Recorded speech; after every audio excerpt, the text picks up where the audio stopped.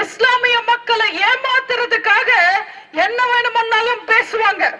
ஒரு காலத்துல சென்னை மாகாணமா இருக்கும் போது பலமான எதிர்க்கட்சியா இருந்ததே முஸ்லிம் மக்கள் தான். இன்னைக்கு அந்த முஸ்லிம் மக்களை ஒரு கட்சிக்கு சுருக்கி வச்சிருக்காங்க திமுக. 21 தொகுதியில திமுக வேட்பாளர்கள் உதயசூரியன் சின்னத்துல நிக்கிறாங்க.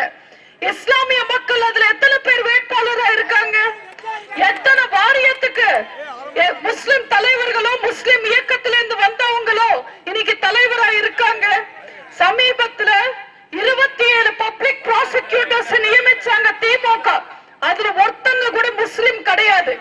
இப்படி முஸ்லிம் மக்களுக்கு எதுவுமே செய்யாம தேர்தல் சமயத்துல மட்டும் டிராமா போட்டு நாங்க உங்க காவலர்கள் சொல்லி ஏமாத்துவாங்க. தயவு செஞ்சு நீங்க எல்லாரும் அதை நம்பாதீங்க. அல்லாவா இருந்தாலும் சரி, அம்மனா இருந்தாலும் சரி, மாரியா இருந்தாலும் சரி, மேரியா இருந்தாலும் சரி, அதிமுகக்கு எல்லாருமே சமந்தான். எல்லாரையும் சமமா பார்க்கிற ஒரே இயக்கம் அனைத்து இந்திய அண்ணா திராவிட முன்னேற்ற கழகம். அதிமுக பிஜேபியோட பி டீம் பொய்யான பொருளை கலப்புறாரு ஸ்டாலின். யோசிச்சு பாருங்க, பி டீம் இருக்க வேண்டிய தலையெழுத்து எங்களுக்கு எதுக்கு இருக்கு? ஒரு காலத்துல கருப்பு கொடி காமிச்சவர் ஸ்டாலின் இன்னைக்கு கை கட்டிக்கிட்டு மண்டிட்டு உட்கார்றாரு மோடி முன்னாடி. அவங்க எல்லாம் வீரன் மாதிரி பேசுறாங்க. ஸ்டாலின் வசதியா ஒரு விஷயத்தை மறந்துட்டாரு. 1998 நம்ம அம்மா பாஜகவை தூக்கி வீசினதுக்கு அப்புறம் 99 கூட்டணி வச்சுக்கிட்டு அந்த பாஜக ஆட்சி பிடிக்கிறதுக்கு காரணமா இருந்தது இந்த திருட்டு திமுக. பாபர் மசூதி இடிச்சதுக்கு அப்புறம் திமுக கூட்டணி வச்சாங்க. குஜராத்ல மோடி தலைமையிலான ஆட்சி காலத்துல கலவரம் நடக்கும் போது இந்த திருட்டு திமுக கூட்டணியில இருந்தாங்க. அன்னைக்கு வாயே திறக்கலையே. பிஜேபி ஆட்சி காலத்துல மகன், மருமகன், அங்காளி, பங்காளி அத்தனை பேருக்கும் அமைச்சர் பதவி வாங்கி கொடுத்து அத்தனை வசதிகளை அனுபவிச்சவங்க திருட்டு திமுக காரங்க. கருணாநிதியும் ஸ்டாலினும் 10 வருஷம் 2004 வரைக்கும் பிஜேபி கூட கூட்டணியில இருந்தாங்க. பிஜேபி முதுகுல ஏறி சவாரி பண்ணாங்க. அப்போதும் இந்தியா பத்தி கவலைப்படல திமுக.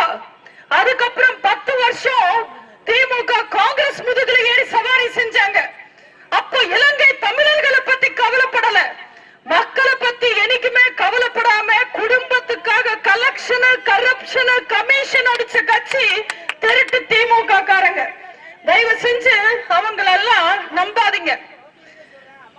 பொதுவா தேர்தல் வந்தா பிரச்சாரத்துக்கு வருவாங்க திமுக. இந்த தொகுதியில 2019 ஒருத்தர் எம்பியா ஜெயிச்சாரு. உங்களுக்கு ஏதாவது செஞ்சிருக்காரா? இந்த தொகுதி மக்களுக்கு ஏதாவது செஞ்சிருக்காரா? மக்களை வந்து பார்த்தாரா? மறுபடியும் ஒருவேளை ஜெயிச்சா அவங்களை மதிப்பாரா? அவர் எங்கேயோ சென்னையில இருப்பாரு. ஆனா நம்ம வேட்பாளர் ஜெயபெருமாள் அவர்கள் உங்க கூடயே இருப்பாரு. உங்களை பத்தி தெரிஞ்சவர், இந்த தொகுதி பத்தி தெரிஞ்சவர், இந்த தொகுதி மக்கள் பத்தி தெரிஞ்சவர், இந்த தொகுதி தேவைகள் பத்தி தெரிஞ்சவர். இந்த தொகுதி அளவுல யோசிக்காதீங்க.